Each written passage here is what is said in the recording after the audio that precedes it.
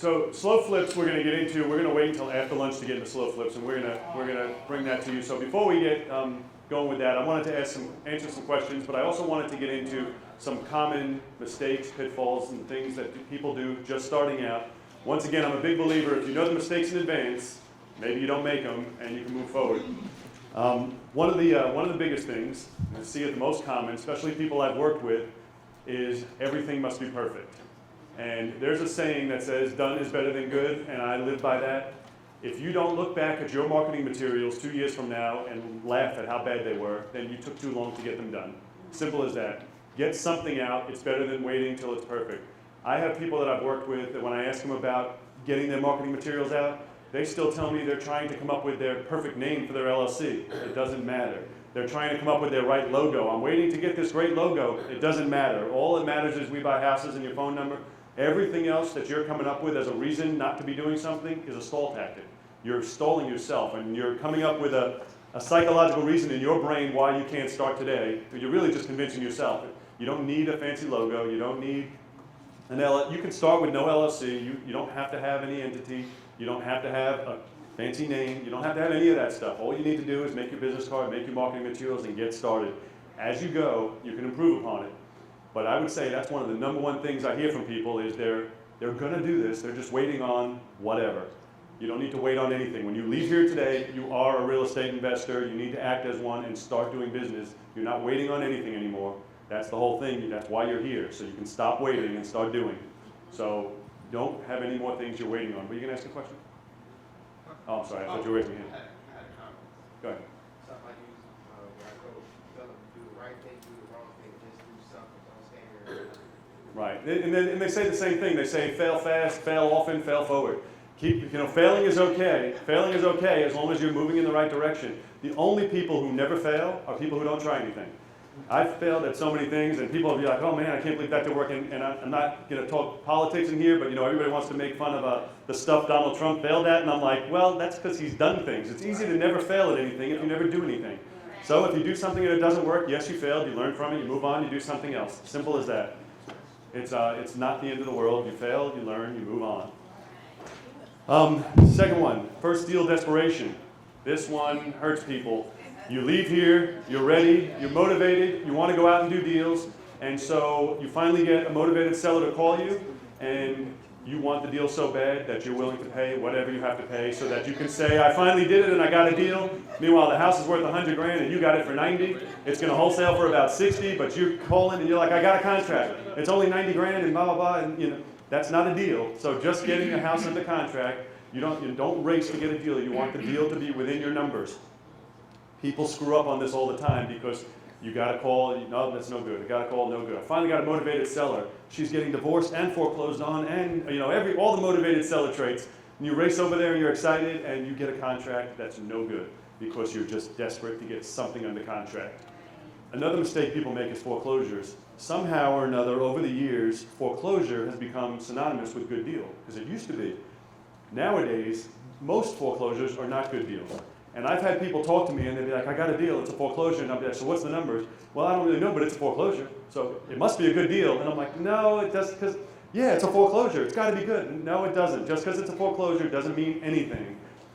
So don't be hung up on just the fact that it's a foreclosure. It's automatically a good deal. Don't be desperate to get your first deal. When people ask how long till I should do my first deal, the answer is tomorrow or 6 months from now. You'll get your first deal when you get your first deal. There is no amount of time. You shouldn't wait. You wait till the house meets the numbers you need to buy at. Keep your numbers consistent. Don't change your numbers because you haven't gotten a deal. That'll get you in and out of this business in the same one fast swoop. That's it. If you're desperate to get a deal and you buy outside of your numbers, you're going to finish that deal, having to write a check, and you're going to quit this business. You're going to go be one of those people telling the next guy, real estate doesn't work.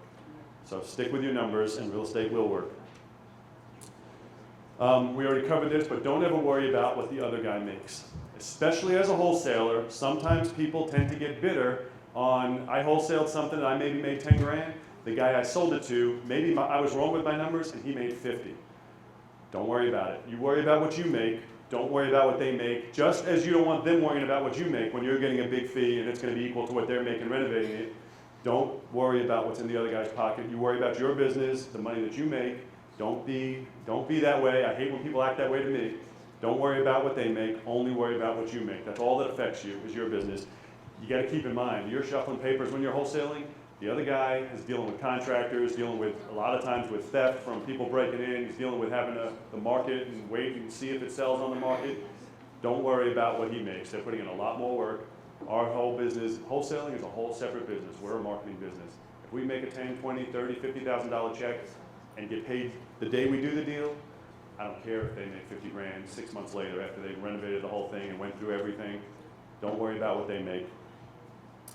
Analysis paralysis. Has anyone heard that term before? Yeah. Yeah, that is extremely common, and that what happens there is you have a formula now to work on. You have a sheet they work on to come up with a repair analysis. Well, sometimes you even will get a good deal, but you can't commit. You literally can't pull the trigger. You want to redo the numbers, and then you want to redo them again. Then you want to redo new comps, because what if the old comps were bad? You want to redo everything 600 times, and you're just stuck. You can't pull the trigger because you're scared that what if I did it wrong? What if I did the analysis wrong? What if my rehab estimate's wrong? What if all this is wrong? The fact of the matter is, if you do it properly, follow the procedure, use your numbers, it won't be wrong. If you made a mistake, we have exit strategies, we have outs on the contract. You could get out if you made a mistake, but you have to be in the game in order to win it. You can't win from the sidelines, and so if you get a deal, like Ron got, and I applaud you for taking action. You got a deal off Craigslist, made 7 grand on it, that's fantastic. 100 people or 1,000 people may have looked at that very same ad and went to bed that night and made nothing. And you took action and made money on it, and that makes all the difference in the world. You're actually doing something. And it's on Craigslist. Every single one of us, I myself included, could have got that deal. Every single one of us could have made 7 grand on that deal. Ron made 7 grand on that deal, and that's fantastic because you did something. You did something instead of just. And it's our local market. We all have the same exact Craigslist. We all looked at it every day, and Ron made the 7 grand on it, so that's fantastic. The deals are out there. Wholesaling short sales. Does everybody know what a short sale is? I do not teach wholesaling short sales, and actually I teach against them. So I'm going to tell you about it just real quick, only because I know people that have been in massive trouble for it. Years ago, short sales were great years ago, and they still are doing them now, but right now, really the money is made for the real estate agent managing the short sale. Years ago, we used to control the short sale before it was a thing, before the bust. We would control the short sale. She's bringing up more candy bars. Uh-oh. So the way it used to work years ago is we would find a distressed seller, they were upside down, and we would negotiate with the bank. We would get all their information, we would negotiate with the bank and work out a deal where we can get the house under contract at a good price, and then we would wholesale it, and everything was fine. Well, then after the bust, everyone came out of the woodwork working short sales, and I don't know how much you paid attention to the news, but the FBI got involved, getting lawyers involved for old real estate investors, all kinds of stuff from back in 2006, 2007. Well, now they've made it so short sales are highly regulated. So the agents make money on the short sales, the seller gets out of it. An investor can buy a short sale without a problem. Buying it as a rental, no problem. Buying it as a rehab, no problem. But buying it to wholesale is a problem because they look at it as though you did not add any value. You bought it at 60 grand and you sold it at 70 grand, which tells them that it was worth 70 grand, but the bank was manipulated into, because the bank is who's the one selling it, the bank was manipulated into believing it had a lower value, even though you didn't do it. I'm not saying you would get in trouble for doing it, I'm saying why take the chance? I stay away from short sale, wholesaling short sales. I will buy them if I'm keeping them as a rental or going to renovate it, but I won't wholesale a short sale. If you do have a great deal and it's a short sale, the way I would recommend to do it is add value, meaning maybe you paint it, maybe you do it like a hotel. You close on it and actually add some kind of value to it so that it wasn't just I bought it and sold it the exact same way, so some kind of added value. So the only reason I caution on it, we have a local guy here from Hampton Roads who went to prison for it. And he was doing, and he had a legit business from everything I saw that he did was exactly what every book taught to do on wholesaling short sales. And so now I teach people, just don't even mess with short sales, don't wholesale them, because why take the chance? There's enough money in this industry doing everything without short sales, so we're just going to leave short sales alone, unless you want to keep them as a rental or renovated. So here's a great question, which I don't have a legal answer for you, so I'm only going to tell you my experience. Do you need a business license to do this? No. And I'm going to tell you two sides of this, and I've been doing this for a long time. I do not have a business license right now. However, I've had them at times. So for years, I had no business license, and I go on with my day and everything's fine. Well, then I have some disgruntled tenant or somebody trying to call the city, and then the city calls me, we can't find your business license on file, and I'd be like, well, I don't have one. And they're like, oh, blah, blah, blah, you need to have one. I go down, we get into a whole thing with them about why do I need a business license. They're like, well, you're in business doing this and this. I said, no, my business is rentals. Yes, I sell stuff sometimes, but that's, I'm allowed to dispose of properties if it doesn't fit my criteria. And I have won every single time. It's happened maybe 5 times. I've gotten into an argument with them every time I've won. Except when I had a office with a sign out front. I went down as I always did, and I was arguing with them as I always did, and then one guy pulls out the code with a thing highlighted. He says, or if you have any signage. And I was like, no, give me my license.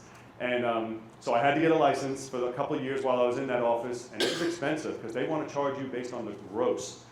So, and it's expensive because real estate's big numbers. So you might buy a house for 200 grand and sell it for 210. You only made 10 grand, but they want to charge you tax on $210,000.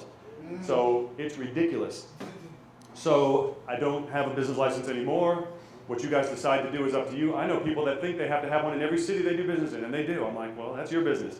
My business is I don't have a business license. I make my focus on my business, my rentals. Yes, every now and then we sell, but that's part of, it's our rent. We acquired it with the intent to keep it as a rental, and we decided to sell it, and that's how we move forward with that. Is the We Buy Houses signage, is that considered? No, signage on a building, on a property. Okay, only one building. Yeah. So since you brought up the We Buy Houses signs, let's talk about that for a second. Are they illegal? Yes. In most every city, they are illegal. I know of one person so far in 20 years that actually got a fine. And he was in Norfolk. Norfolk, I think, is the strictest with the, we call them the sign police. And he's the only one that I know that ever actually got a fine. And I have gotten warnings from just this past month when we did these signs for this event. I have gotten warnings from all 3 jurisdictions, from Virginia Beach, Norfolk, and Chesapeake. You typically will not have a problem if you follow the guidelines of put them out Friday and pick them up Sunday. For this, and that's what we normally do, but for this event, I left them out because we had to keep the signage out there. It's beneficial for you to pick them up because you'll actually save money by paying the extra $1. If you use somebody else to do it, pay $1 to pick them up, and it saved you $3 on a new sign. So it's a win. As long as you put them out Friday and pick them up Sunday, you'll never have an issue. I don't know of anybody that's ever had an issue except one guy, and it was 7-8 years ago, and I think it was an issue of him not being respectful to the sign guy while the sign guy saw him putting them out. I think that's what caused it to escalate. Other than that, they typically just pick up your signs and throw them away. So I know it's a big concern people have. Is it illegal or are you allowed to put them out? So that leads to the question, how do you know it's that guy when you see him? Well, they're in a city vehicle with the city seals on the side. They get off at a certain time, which is like. Typically 5 o'clock, all city workers, They're not gonna go out, they're gonna look on the weekend. Oh, they're gonna see him on the weekends, and they're like, all right, I'll be back here I'll be back here. Did you have a question? Yeah, I know in Florida, they call me, because my number's on the sign, so they call me and they say, hey, you need to remove your sign, or we're gonna fine you. Right. So I say, I never ever give them any grief, I just say, I'm sorry, get it right out there. You might get caught up, it's not always gonna work out where you pick them up Sunday. Stuff happens, so. Yeah, I've never had, we've been doing it for years. I've never had a fine. I've never had any kind of altercation. I've getting little text warnings, oh, if you don't pick them up by this, but I've never even gone to pick them up. I think they just try and puff themselves up and, hopefully they scare you. Because I think about it, I always think about things from a legal perspective. I'm like, I'd like to see you in court try and prove I was the one that put them out. I said, it's not illegal to have signs, to own signs, or to have that phone number. It's illegal to put them out. And so the fine isn't that you have a sign out. The fine is that you put the sign out. I said, you'd have to, well, the phone number only proves it's you. And my answer to that would be to the city inspector, what's your phone number? So if I made signs and put your number on it, you would get a fine? That's just me being a wise guy, but, it's kind of how I feel about it. All right, so the next one is someday never comes. So how many times have you guys said, I'm going to do real estate someday, or eventually I want to do this, or that's in my plans? That's why I had you guys say it yesterday, I am a real estate investor, I buy houses. I want you to take it as that someday is now. Don't wait, there is no time. The oldest saying in real estate is you don't wait to buy real estate, you buy real estate and wait. And even bad deals are good over time. And so if you wait to start, you lose all of that. You lose all of that. We can always, there's an old story they talk about a guy sees his next door neighbor putting up his house for sale, goes to talk to him, how much do you want for it? It's $50,000. Oh my God, you're crazy, that's way too expensive. And so doesn't do the deal. 5 years, 10 years later, the guy who did buy it put it up for sale. It's now $125,000. How much do you want for your house? $120,000. Oh my God, you're crazy, that's way too expensive. Doesn't do the deal. It will continue on that way forever. There might be dips and ebbs and flows in it, but that's the way it goes. And so there is no time like the present. If you were to say, oh, I want to wait for the next bust and then I'm going to start buying, well, that might be next year. It might be 20 years from now. So there is no time like the present. Just buy right and start now. I mean, if you don't start now, and I tell you about my friend that I was telling you about yesterday, who did start in 2011 when I was doing my 5-year program, he bought 2 and stopped.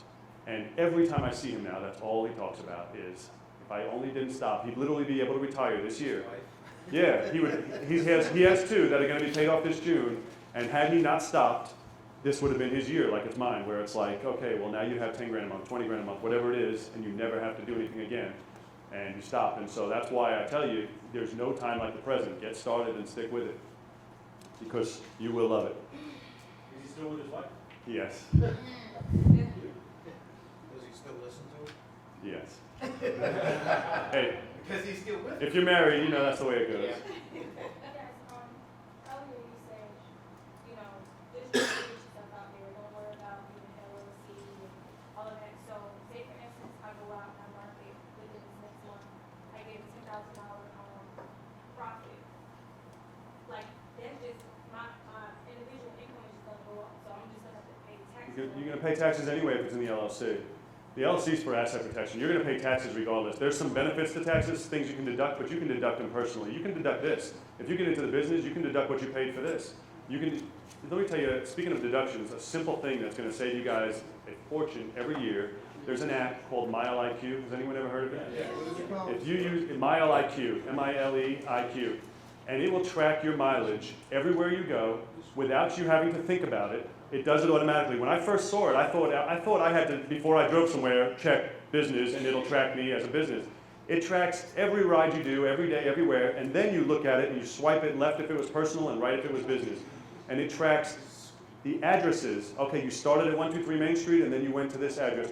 So nobody can ever question your mileage report. When you file your tax return at the end of the year, nobody can question that you actually went to all these places. It's a fact. I mean, it's a fact. It's all there, laid out. They can't say, oh, are you using it to go partying with your friends? Well, here's all the addresses. You know, everything is laid out as a fact, and you will save $1,000, $2,000 that you'll be able to deduct on your taxes. Is that a free app or is it? It's free for like 40 drives per month, so I think it's $5 a month for the paid version. It's worth it for the paid version. To pay $60 to save $1,000. Yeah, it's worth it. What was it again? MileIQ, M-I-L-E-I-Q. When you first start out, how far, like a radius, you market and try to cover as far as? That's a great question. He was asking how far of a radius do you market? There's 2 schools of thought on that. Some people teach just pick one small area and dominate it. You know, you pick one small neighborhood that you like Aragon is a great neighborhood, for instance, and you be the Aragon guy, and that's all you do is market in that area and do it heavy in there. I've never done that. I know people that say they've been successful with it, but I do all 7 cities. I do all 7 cities. I'm willing to buy in all 7 cities. I'm not thrilled about Suffolk because I don't understand a lot of areas in Suffolk, but I do deals out there.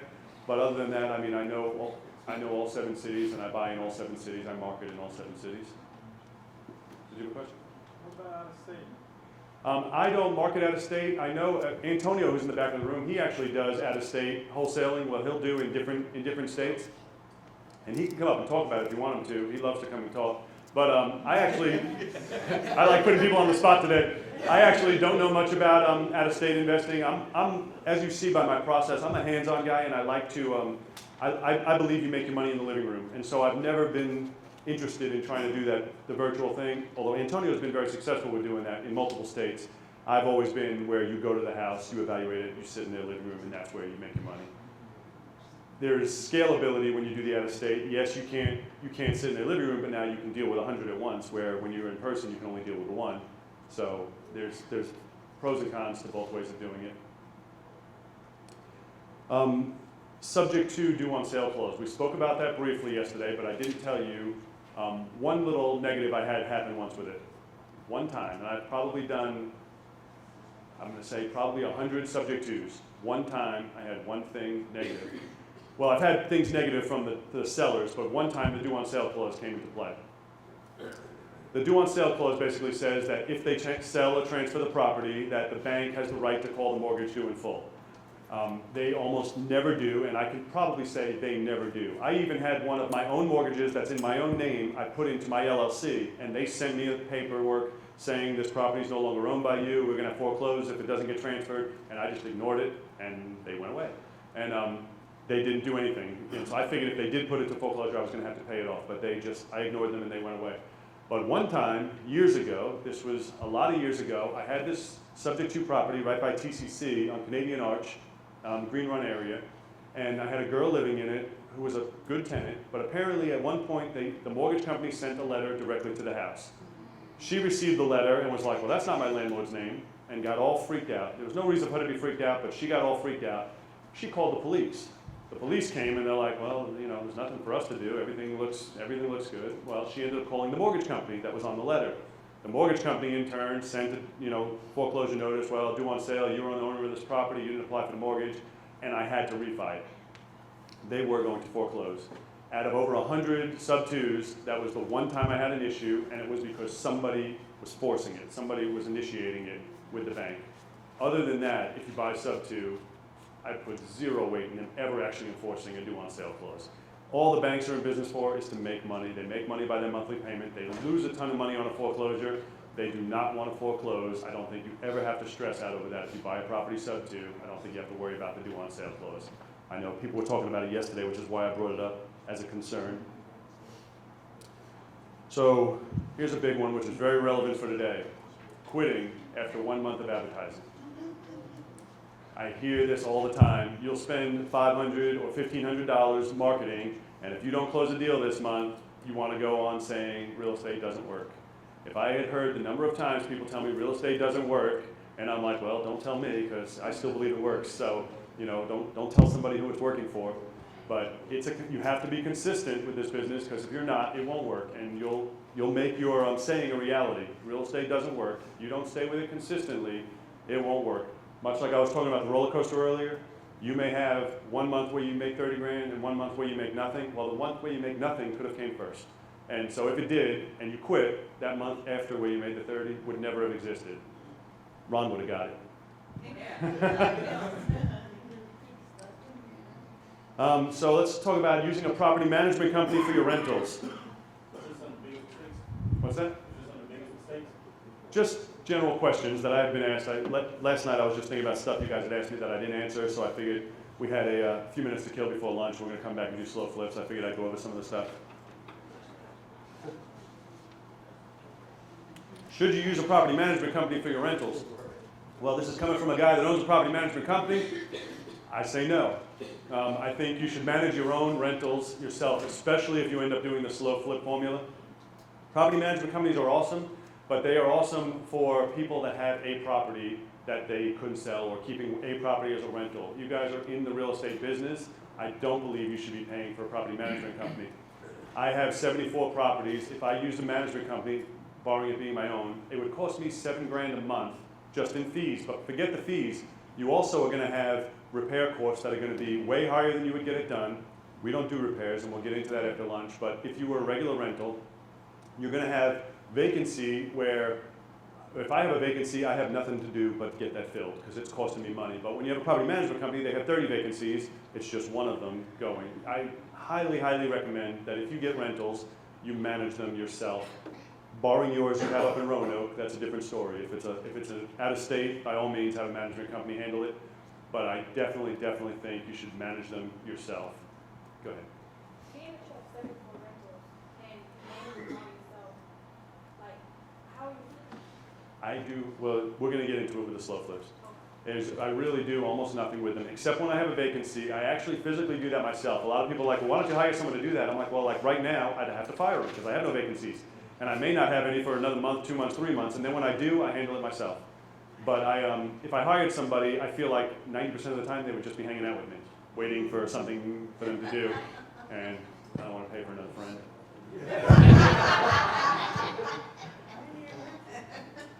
So I already touched on this earlier, but another big problem people have in the beginning is fear of failure.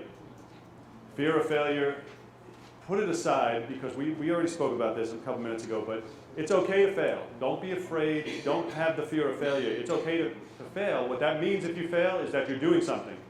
If you're doing something, if you try 10 things, 5 of them might work, 5 might not, but that means 5 worked.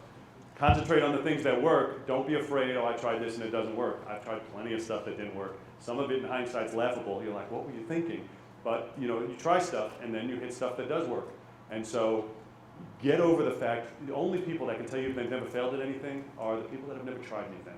And I know plenty of them that want to laugh and be like, I've never failed. Well, you never failed because you've never done anything. It's easy to never fail if you never try anything.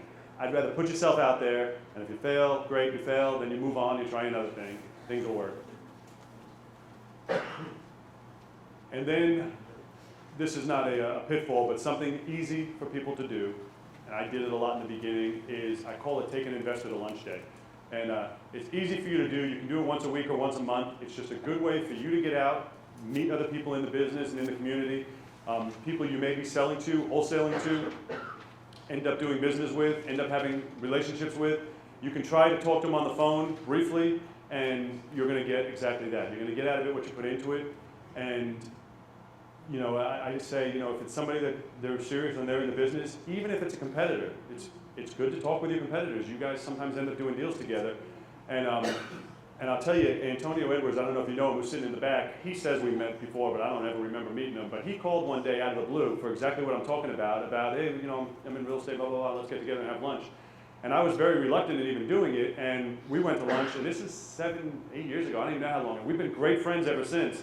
And I think about it, had he not taken the initiative to pick up the phone and make a phone call, I don't know if I'd even know who Antonio Edwards is.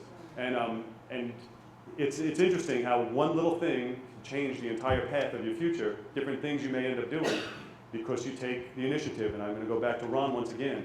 Ron picked up the phone and called an ad that we all looked at and didn't think twice about, and picked up a check for $7,000. And so it's all about doing something and taking action. And so it's probably because of him that I think of this as part of a business plan now. But take an investor to lunch day. Pick somebody, anybody, whoever it is that's already in the industry. Maybe somebody that you're going to wholesale to, maybe somebody else that's wholesaling, maybe somebody that's a lender, whoever. So it costs you $20, you go to lunch and you sit and talk and you get to know them better, and now you have a relationship with a person rather than just I know their name, they know my name, and it's a phone call or a text I made. You actually spent an hour and talked with each other, and like or don't like. So this is just a couple little stupid things before we break for lunch. So Carlton Sheets. Everybody knows Carlton Sheets, so I'm going to mention them once again. I'm going to mention a time that I lost a lot of money on something from Carlton Sheets. So Carlton Sheets, in his original course, taught us how to do stuff on our own. He taught us how to do stuff on our own, and so I did. My very first subject to deal I did was in Norfolk Highlands section in Chesapeake, and it's a good neighborhood. It was a nice neighborhood. It was actually on the water. Philmont Avenue was the name of the street. I bought it from a guy, and I did all the paperwork myself because he taught me that way. I still have that course. He taught you to do it yourself. You saved $500. Well, I bought that house. What's that? It's a lot harder, isn't it? Well, yeah, I bought it. I renovated it lightly. This was a different time back then. Painted, put in new appliances, renovated it. I found a buyer for it. I was going to make about $30,000 on that deal. I was excited as can be. Brought everything to an attorney where the buyer was using for closing. Title search comes back, and there was about $50,000 worth of liens and a bankruptcy attached to the property that I never knew anything about, never saw, because I did this all myself, and I saved a couple $100 on closing because this course I bought taught me to do it that way. So as you can assume, since then, I won't do anything myself. Obviously I do leases, land contracts, lease options, all that I'll do myself because there's no actual closing, but when you're doing any kind of deal that's going to be recorded at the city, pay the attorney. It's going to cost you a couple $100. It's worth it. You want to know that you have clear title. Something you're going to make $30,000 on, it's going to cost you $180 to get a title search done, pay the $180. You want to know what you're buying. Before you put all this money into renovating something, I lost on this deal, and I gained a new experience. And I will never do another deal myself. Every time you have anything that's going to be closed and recorded, do it at an attorney's office. Should you buy title insurance? And title insurance is a very tricky question, and I have two answers for it. Yes, you should buy, especially on anything that you are renovating to sell or if you're keeping as a rental. However, wholesaling it doesn't matter because you're not even a line item. But if you double close, for years, done a double closing. However, I do believe in it for rentals, and if you're going to renovate, I recommend to have it. I've had a few issues with title insurance. They've really never helped so much as far as paying the claim, but they satisfy everybody's fear that there's an issue because they know if the issue was to stick, the title insurance will cover it. Yes? When you doing a wholesale deal, do you do the title search or do the buyer do the Neither of us. The attorney does the title search. search? I mean, of course, but who pays for the title search? Well, it gets paid out of closing, and it would be on the buyer's HUD, but neither of us do it. It's just a settlement cost Okay. at closing. Okay. Yeah, and we don't ever do them yourself either. I know people who do them and teach how to go to the courthouse and do it all yourself. It's not worth your time, energy, and then if you make a mistake, it's on you. I would definitely have an attorney do it, so if there's a mistake made, it's on the attorney. So that's it, we're gonna break for lunch. Does anybody have questions before we go? Why do you suggest title insurance on the rehabs and rentals? Well, because when you sell it, you're not going to be able to sell it with a special warranty deed because it's a rehab and they're getting a mortgage when they buy it. So you're going to have to give them a general warranty deed, in which case, if something was to come up, you're going to be on the hook. So yeah, so if you're renovating it or if you're keeping it as a rental, I would definitely get title insurance. On the double close, you can sell on a special warranty deed, and so then it doesn't matter because they're paying cash. Anybody else have any questions? What about a survey? I never do surveys unless I was getting a mortgage and they required one. Other than that, I've never seen a need for a survey. After we finish with lunch, we're going to have a speaker come in and talk to you about the technology, and then we're going to get into what's my whole heart in the whole business, which is slow flips. And I really want to impress upon everybody to do the same thing because it's really your way out to not have to do everything forever. It's a way out, so I'm hoping you guys enjoy it.